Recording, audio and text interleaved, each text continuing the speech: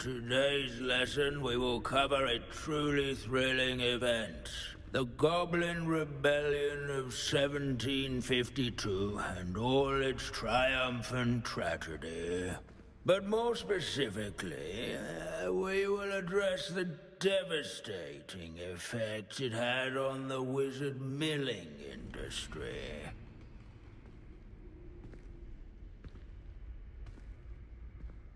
Actually, we do know the number. 632.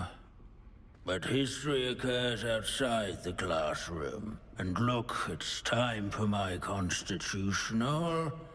One can practically osmose the history flowing through Hogwarts. I think the professor wants us to follow him. And now for a stroll to the bell tower entrance hall. Along with the rest Revelio.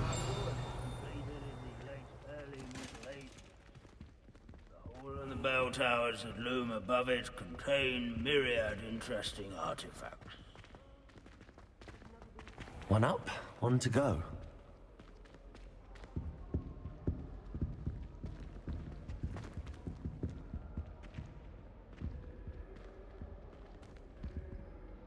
Good to see you again. Recovered from that nasty bout of dragon pox, have we? That wasn't me, Professor. I'm new here. Are you? Well then, welcome. No doubt you're eagerly anticipating my analysis of various wizarding councils, codes, statutes, and of course, goblin rebellions. Not all goblins are rebellious. Some venture into wizarding politics, such as Eargit the Ugly. Some are talented artisans, such as Bragbor the Boastful.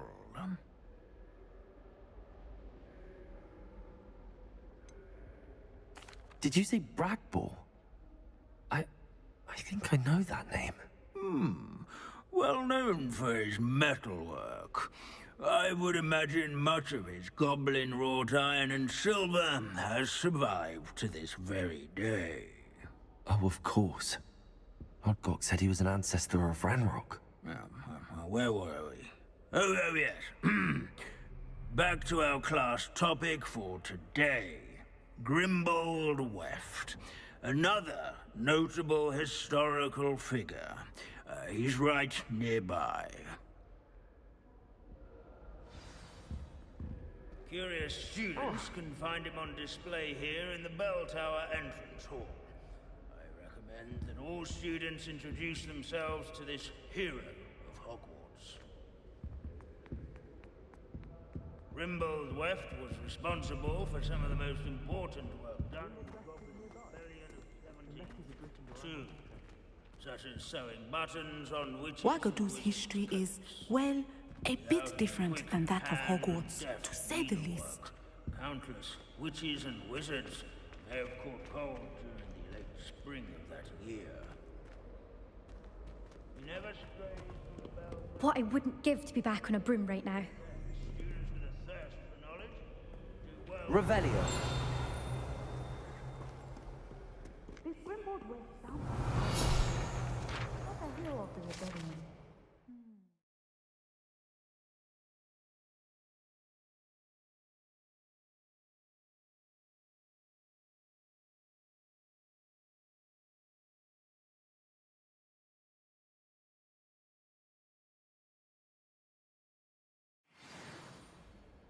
Oh yes, I see you found Grimbold Weft. Yes, I rather enjoyed seeking him out. The thrill of the scholarly pursuit. I know the feeling quite well. Now, let's turn our attention to the agreeability and general good nature of Sir Ashbuttle. He's also nearby.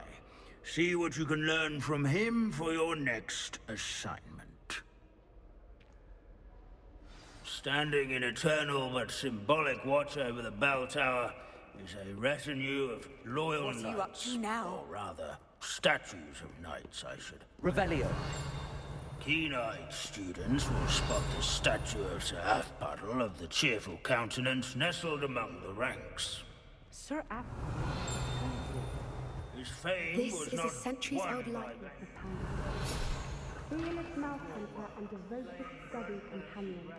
People have always loved that.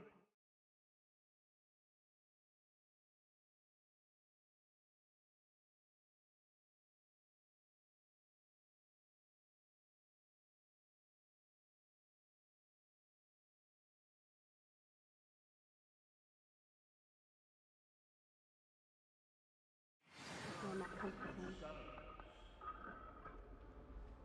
warm and approachable demeanor. Revelio.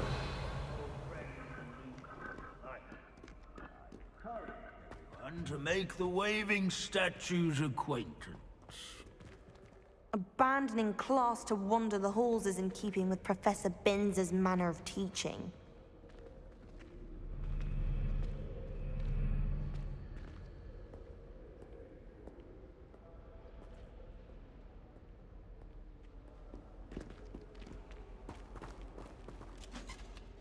Professor Binns, I found the statue of Sir Half-Puddle. Ah, well done. Alas, Sir Half-Puddle's affability was his undoing. Died instantly trying to befriend a basilisk.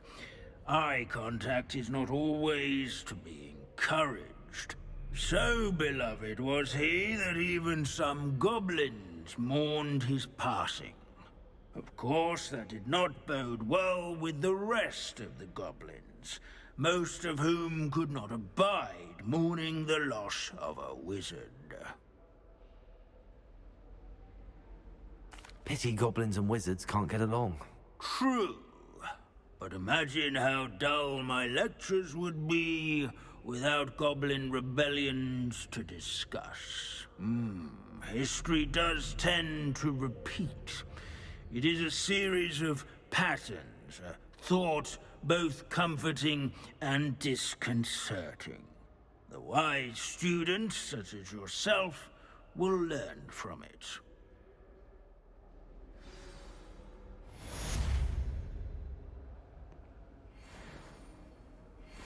History is written by those who do their schoolwork, so they say. Or at least, I like to say that. Looks like we've all gone in another one of Binns's wild goose shits. Aloha Mora.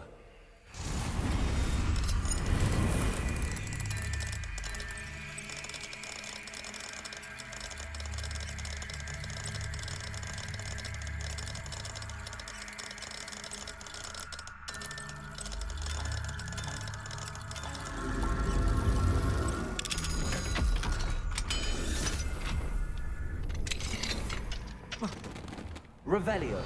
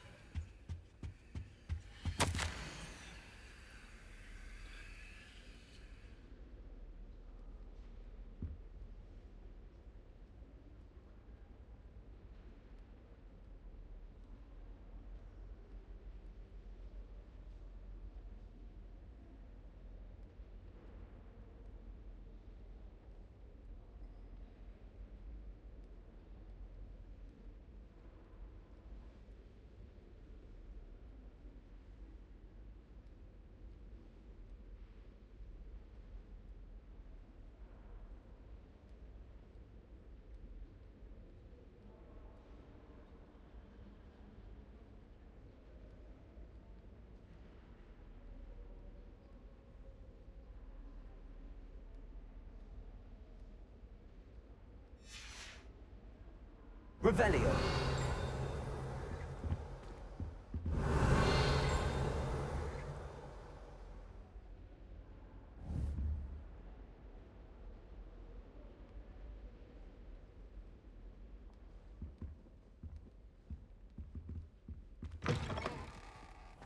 Uprooted the mighty oak.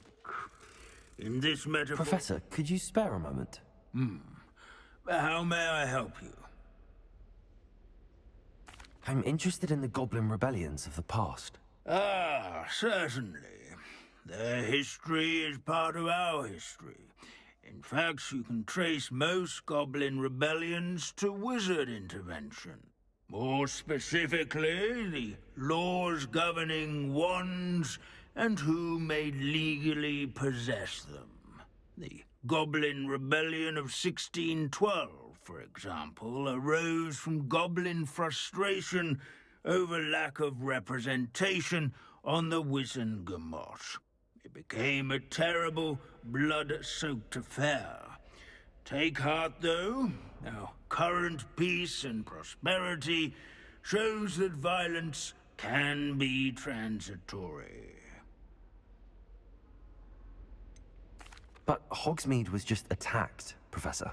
If I'm not mistaken, and I rarely am, one of the 18th century's rebellions was led by Urg the Unclean. He had been dunked in a pond publicly by a group of young wizards, if you can imagine that. Another rebellion in 1752. The rebellion was so badly mishandled that Minister for Magic Albert Boot was forced to resign. That being said, his replacement, one Basil Flack, lasted mere weeks. Best sort of vindication, if you ask my opinion.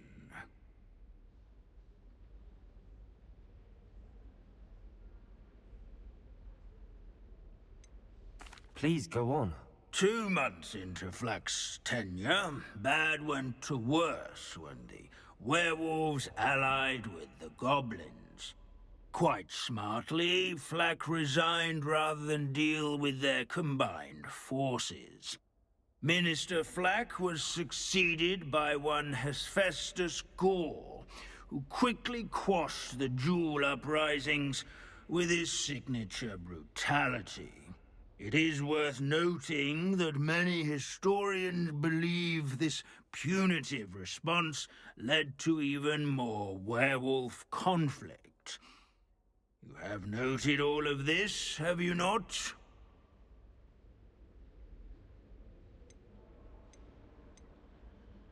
Oh yes, Professor. Please continue. Continue? I take it your thirst for knowledge has yet to be quenched.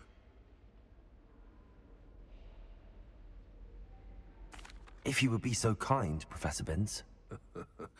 I rarely find an audience, captive or otherwise, eager to engage in such historical minutiae. I find your lectures quite engaging, sir. Thank you for sharing your vast knowledge. My sincere pleasure. Now, I do believe I should be preparing for my next class. Good day to you.